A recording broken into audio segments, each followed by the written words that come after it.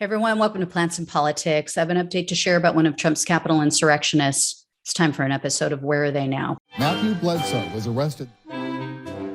Patrick Montgomery was in court. Jonathan Manapa will stay in federal custody.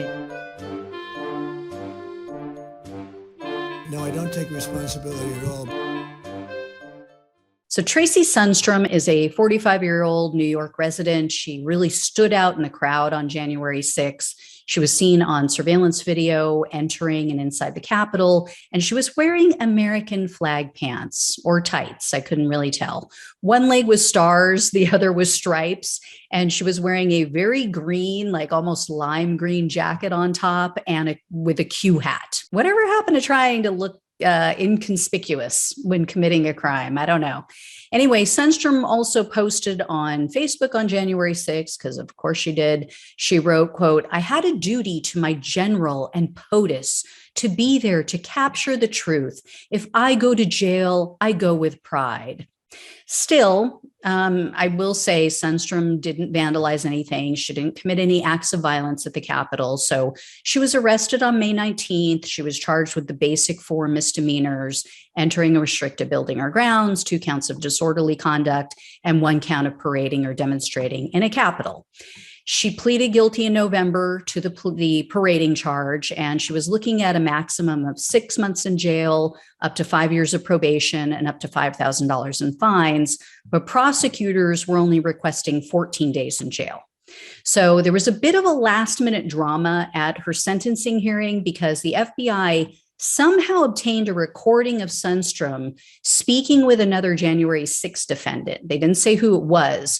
But I suspect that maybe it was that recording of Gina Bisignano, which I told you guys about recently.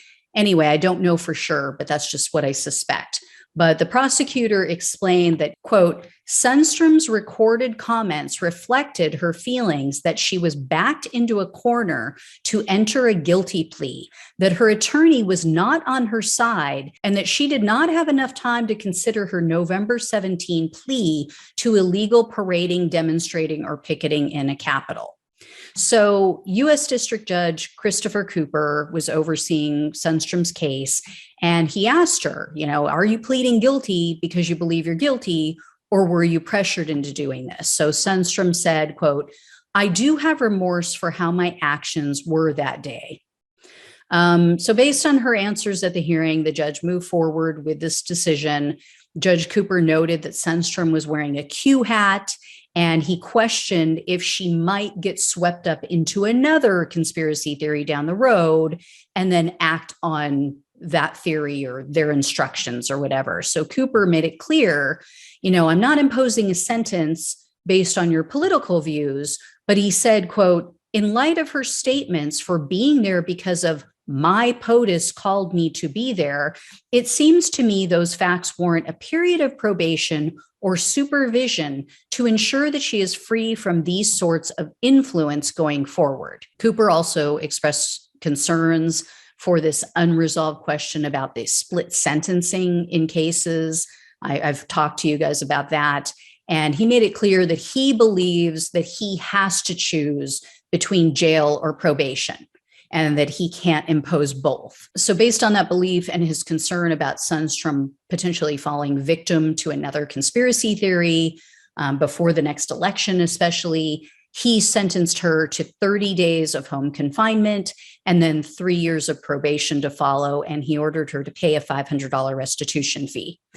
I believe he's wrong about the split sentences because prosecutors claim that this matter has already been adjudicated. It's already been settled, but, at least they're going to have their eyes on her for the next several years through the midterms, through the next presidential election. So better than nothing. But, again, I think these judges are making mistakes. I think they're going to come to regret it, and we're all going to have to pay for it. And they're just going to shrug their shoulders. Anyway, guys, I will keep you posted if I hear any more. Thanks so much for watching and listening. Take care. I'll talk with you soon.